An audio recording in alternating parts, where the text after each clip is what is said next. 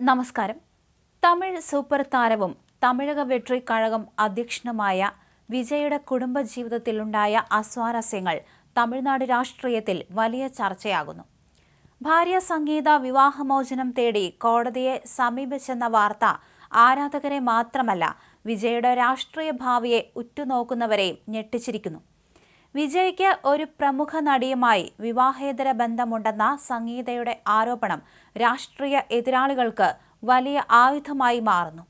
2021 മുതൽ വിജയ്ക്ക് ഒരു നടിയുമായി ബന്ധമുണ്ടെന്നും പലതവണ വിലക്കിയിട്ടും അത് തുടർന്നെന്നുമാണ് സംഗീത വിവാഹമോചന ഹർജിയിൽ പറയുന്നത്.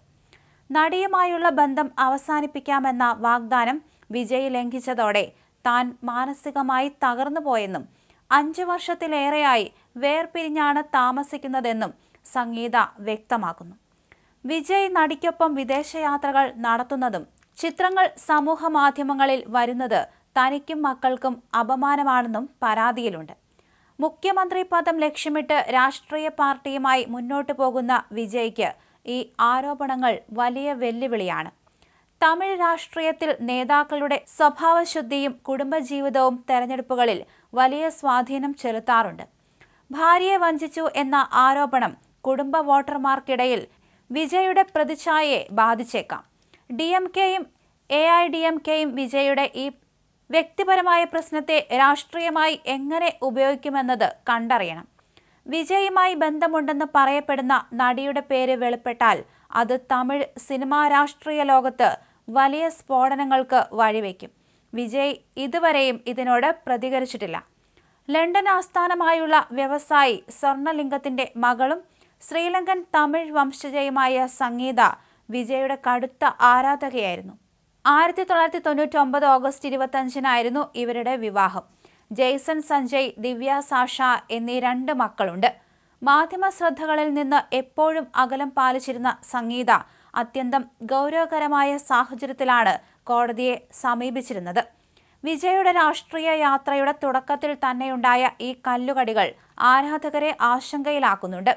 വിവാഹമോചന വാർത്തയോടും തനിക്കെതിരെ ഉയർന്ന ആരോപണങ്ങളോടും വിജയ് എപ്പോൾ പ്രതികരിക്കുമെന്നാണ് തമിഴ്നാട് ഉറ്റുനോക്കുന്നത്.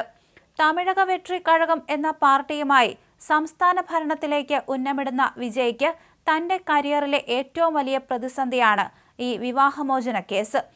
കേവലം ഒരു കുടുംബ പ്രശ്നം എന്നതിലുപരി ഇത് വിജയുടെ രാഷ്ട്രീയ വിശ്വാസ്യതയെ തന്നെ ചോദ്യം ചെയ്യുന്ന ഒന്നായി തമിഴ് രാഷ്ട്രീയ വൃത്തങ്ങൾ കാണുന്നു.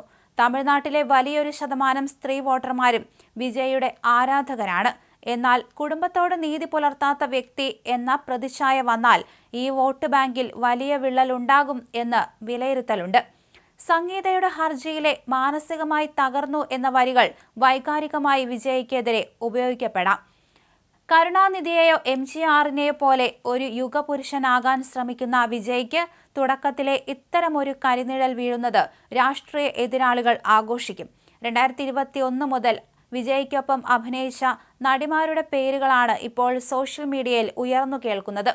വിജയുടെ രാഷ്ട്രീയ പ്രവേശം DMK ഉൾപ്പെടെയുള്ള വലിയ പാർട്ടികളെ അസ്വസ്ഥരാക്കിയിട്ടുണ്ട്. സംഗീതയുടെ ഈ നീക്കത്തിന് പിന്നിൽ രാഷ്ട്രീയമായ ചരടുവലികൾ ഉണ്ടോ എന്ന സംശയം വിജയ് ആരാധകർ ഉയർത്തുന്നുണ്ട്.